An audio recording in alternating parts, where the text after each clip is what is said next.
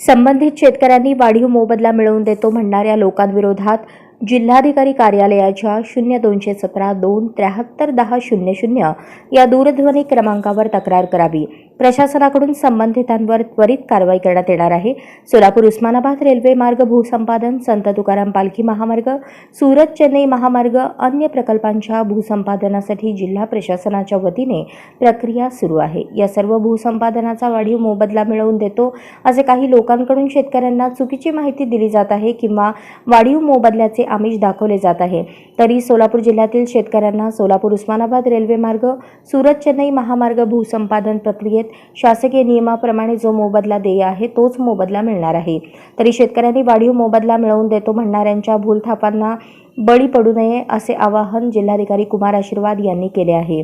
जिल्हाधिकारी आशीर्वाद पुढे म्हणाले, सोलापूर उस्मानाबाद रेल्वे मार्ग, सुरत चेन्नई महामार्ग व अन्य प्रकल्पांतर्गत सोलापूर जिल्ह्यातील भूसंपादन प्रक्रियेच्या अनुषंगाने काही लोकांकडून शेतकऱ्यांची दिशाभूल सुरू असल्याची माहिती प्रशासनाला प्राप्त झालेली आहे। भूसंपादन कायदा 2013 नुसार वाढीव मोबदला देण्याचा अधिकार जिल्हाधिकारी, भूसंपादन अधिकारी किंवा इतर कोणत्याही व्यक्तीला नाही।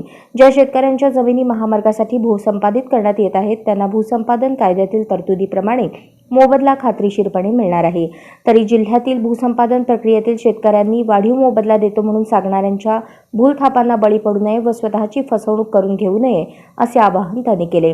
तसेच काही लोक शेतकऱ्यांना भूसंपादन कायद्याप्रमाणे मोबदला मिळणार असला तरी कमी मोबदला मिळणार असून आपण जास्तीचा मोबदला मिळवून देतो असे सांगत आहेत। तरी कायद्याप्रमाणे जेवढा मोबदला मिळणार आहे तेवढा मोबदला शेतकऱ्यांना खात्रीशीरपणे मिळणार याची नोंद घ्यावी। जिल्ह्यातील कोणत्याही शेतकऱ्याची फसवणूक करणाऱ्या संबंधित लोकांविषयी तात्काळ जिल्हाधिकारी कार्यालयातील 0217 273 1000 या क्रमांकावर तक्रार नोंदवावी असे आवाहन जिल्हाधिकारी आशीर्वाद यांनी केले आहे। तसेच शेतकऱ्यांची तक्रार प्राप्त झाल्यावर तात्काळ संबंधित फसवणूक करणाऱ्या किंवा चुकीची माहिती देणाऱ्या व्यक्तीविरोधात प्रशासनाच्या वतीने कारवाई करण्यात येईल असेही त्यांनी निर्देशित केले आहे।